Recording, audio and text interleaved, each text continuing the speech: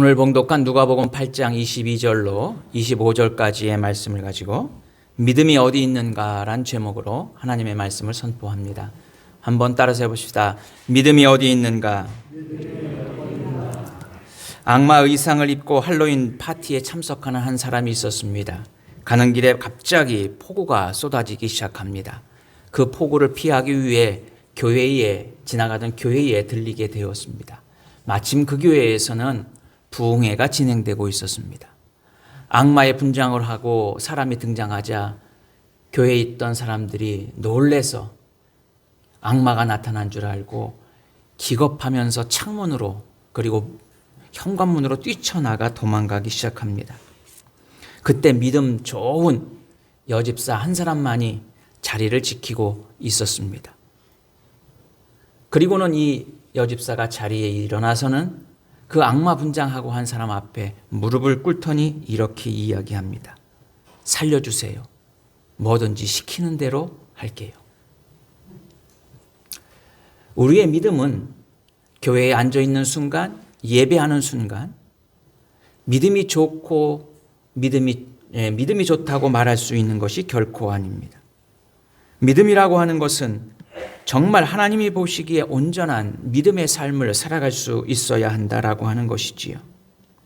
우리의 인생에 몰아치는 수많은 폭풍들이 우리 앞에 놓여 있습니다. 때로는 건강의 문제로, 때로는 인간관계의 문제로, 혹은 사업의 문제로, 그리고 때로는 범죄 등등 수많은 일들이 우리를 엄습해 오고 있습니다. 우리는 특별히 지금 코로나19라고 하는 가장 큰 풍랑 앞에 놓여 있습니다. 그 폭풍이 몰아칠 때 우리는 어떠한 모습으로 살아가고 있는가? 우리의 믿음이 흔들린다면 우리는 그 폭풍 앞에 무너지는 존재일 수밖에 없을 것입니다. 때로는 그 풍랑이 너무나도 커서 우리는 하나님을 믿지 못하기도 합니다. 하나님의 존재를 의심하기도 합니다. 우리 믿음 생활의 기쁨이 상실되기도 합니다. 또한 우리의 믿음의 모든 것들이 다 파산되어 버린 아주 무기력한 존재가 될 수도 있습니다. 우리의 믿음은 우리의 일상생활에서 우리의 삶의 폭풍이 몰아치는 그 순간 우리의 믿음은 진가를 발휘할 수 있게 된다라고 하는 것이지요. 믿음의 수준은 결국 우리의 삶의 폭풍 앞에 놓여졌을 때 우리는 그 믿음의 수준을 발휘할 수 있는 자가 될 수 있다라고 하는 사실입니다. 오늘 본문의 말씀은 우리가 잘 아는 것처럼 예수님께서 갈릴리 호수를 건너 배로 지나가실 때 큰 풍랑을 맞게 되고 그 풍랑 앞에서 두려운 제자들이 예수님을 깨우고 그때 예수님이 바람과 풍랑을 꾸짖음으로 바다가 잔잔해진 것이 오늘 본문의 말씀입니다. 22절 말씀에 보면 예수님께서 호수 저편으로 건너가십니다. 우리가 잘 아는 것처럼 갈릴리 호수는 남북으로 약 20km, 동서로 약 10km의 커다란 호수입니다. 그래서 마가복음에서는 바다라고 기록되어져 있습니다. 예수님께서 제자들과 배에 오르셔서 호수 건너편으로 건너가시게 되지요. 그런데 그곳에 벼랑간 큰 풍랑이 일게 됩니다.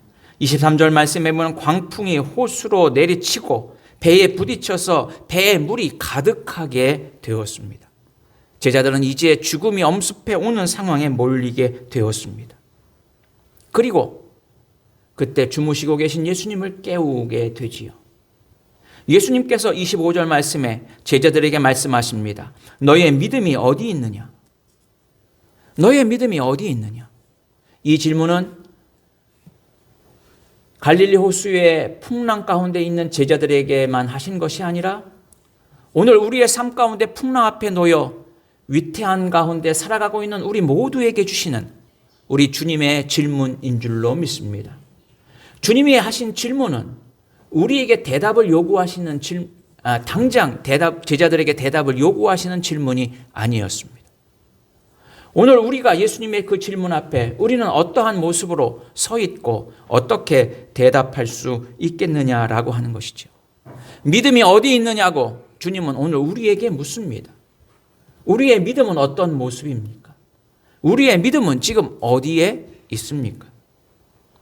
먼저 오늘 우리는 이 사건을 통해서 믿음이라고 하는 것은 바로 내 생각과 다르다 할지라도 상황을 인정하고 받아들일 수 있는 것이 믿음이라고 하는 것이지요. 제자들은 배를 타고 갈릴리 호수를 건너갑니다.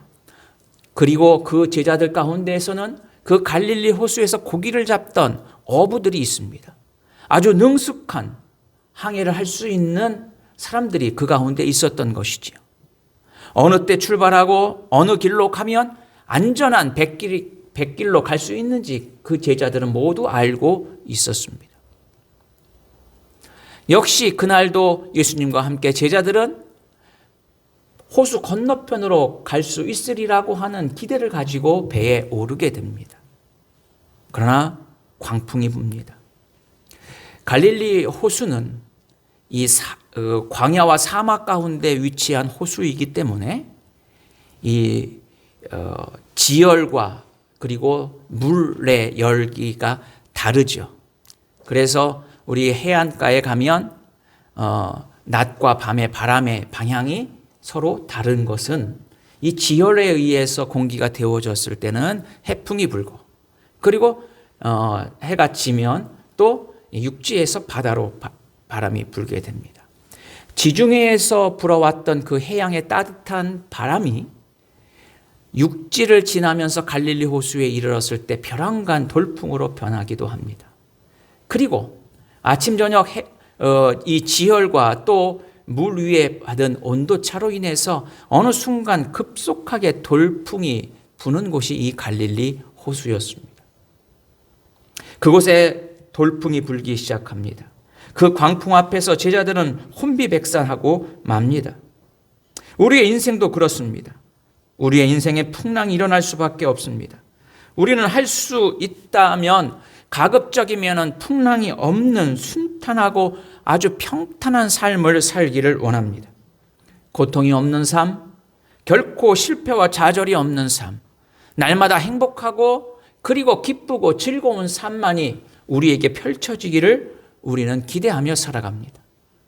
때로는 우리에게 실망과 좌절과 고통이 올 때마다 우리는 이렇게 이야기할 것입니다. 왜 하필 나에게는 이런 고통의 순간이 다가오는가? 왜 나에게 이렇게 아픔이 있단 말인가? 그래서 거기서 한 걸음 더 나아가 우리는 내가 무엇을 잘못했길래 나에게 이런 일이 있는가? 혹은 거기서 더 나아가 우리는 하나님이 나를 외면하시고 하나님이 나와 함께 하시지 않는다고 우리는 때로는 실망하며 좌절할 때가 많이 있습니다. 우리는 풍랑이 우리 앞에 놓여 있는 순간순간마다 우리는 그 풍랑을 통해서 우리 가운데 살아 역사하시는 하나님을 바라볼 수 있어야 한다라고 하는 사실입니다. 풍랑 통해서 하나님께서는 우리에게 새로운 기회를, 새로운 인생의 길을 열어주시기 위해 하나님은 우리에게 풍랑을 주신다라고 하는 것이지요. 그러므로 때로는 그 풍랑을 이해할 수가 없고 때로는 그 풍랑을 설명할 수 없지만 그 풍랑은 하나님께서 나를 위해서 주시는 하나님의 놀라운 뜻과 섭리가 있음을 우리는 인정할 수 있고 받아들일 수 있는 것, 그것이 바로 믿음이라고 하는 것입니다. 믿음은 단순히 우리에게 풍랑이 제거되고 평탄한 길만을 보장하는 마치 우리에게 복권과 같이 기대하며 살아가는 것이 믿음의 삶이 아니라 우리에게는 고통과 좌절과 절망의 순간이 온다 할지라도 그 속에 담겨져 있는 하나님의 뜻을 깨닫고 하나님의 뜻을 발견하기 위해 그 풍랑을 내가 수용할 수 있고 인정할 수 있는 것, 그것이 바로 믿음이라고 하는 사실입니다. 제자들은 겁에 질려서 두려움에 울부짖고 있습니다. 금방 배가 침몰하고 죽을 것 같은 위험의 순간에 놓여 있다고 이야기합니다. 그들은 스스로 미리 결론을 내려버린 것입니다. 지금 광풍이 불어서 물이 가득해서 우리는 죽게 되었습니다. 자신들의 생각으로 미리 결론을 내어버렸습니다. 우리는 하나님의 뜻보다 내 스스로 내 결론을 앞세우며 살아가고 있지는 않습니까? 하나님의 뜻을 깨닫고 하나님의 뜻을 발견하려고 하는 노력보다는 우리는 쉽게 우리의 생각과 우리의 판단으로 결론을 내리고 쉽게 절망하며 포기하는 우리의 삶을 보이고 있지는 않습니까? 그것은 결코 믿음의 반응이 아닙니다. 결코 믿음 있는 자의 모습이 아니라고 하는 사실이죠. 우리는 우리 앞에 놓여 있는 환난과 광풍과 어려운 순간순간마다 우리 가운데 역사하시는 하나님의 놀라운 계획과 섭리 앞에 순종하며 그 광풍을 믿음으로 이겨내는 자가 진정한 믿음의 사람들이라고 하는 사실입니다. 똑같은 환경을 바라보지만 우리가 그 환경을 받아들이는 것은 우리의 생각에 따라 다를 수가 있습니다. 어느 부자 아버지가 아들에게 부자로 살아가는 것이 얼마나 행복한 것인가를 알게 하기 위해서 시골의 가난한 농부집에서 2, 3주간을 지내게 했습니다. 그리고는 그 시간이 지난 후에 아들을 데리고 자기 집으로 가면서 이야기합니다. 얘야, 이 불편한 시골에서 가난한 곳에 살면서 너 무엇을 배우고 무엇을 느꼈느냐? 그러자 아들은 이렇게 대답합니다. 아버지, 우리는 집에 개 한 마리뿐인데 이 사람은 4마리의 개를 기르고 있습니다. 우리 집에는 조그만 수영장이 하나밖에 없는데 이 사람 옆에는 끝이 보이지 않는 개울이 있습니다. 아버지, 우리 집에는 수입 전등이 번쩍이지만 이 사람 집엔 밤에 헤아릴 수 없는 별빛이 반짝이고 있습니다. 아버지, 우리가 사는 땅은 눈에 보이지만 이 사람이 딛는 땅은 눈에 보이지 않을 만큼 넓습니다. 우리는 하인들이 우리를 도와주지만 이 사람은 이웃을 섬기고 있습니다. 우리 집은 담장에 쌓여 있지만 이 사람들은 친구들에게 쌓여 있습니다. 똑같은 상황을 보았습니다. 그러나 아버지는 아들에게 부요함의 넉넉함을 깨달으라고 이야기했지만 오히려 아들은 가난함의 기쁨을 얻게 되었습니다. 사랑하는 성도 여러분, 때로는 우리가 환난과 역경이 온다 할지라도 하나님의 놀라운 계획과 하나님의 섭리를 깨닫는 우리의 복된 믿음의 삶이 되어야 될 줄로 믿습니다. 두 번째로 믿음이라고 하는 것은 풍랑의 순간 바로 예수님을 깨우는 것이 믿음입니다. 사람들은 풍랑이 올 때 뜻밖의 일들을 앞에서 우리는 당황하게 됩니다. 건강을 자신하던 사람들이 어느 순간 건강 앞에 넘어지게 됩니다. 행복한 가정을 설계했는데 어느 날 가정에 불행이 오기도 합니다. 그러한 육체적 고통 외에도 감정의 고통으로 불안과 두려움에서 시달리며 우울증에 시달리는 사람들도 많이 있습니다. 때로는 인간관계 때문에 큰 절망과 좌절을 맛보기도 합니다.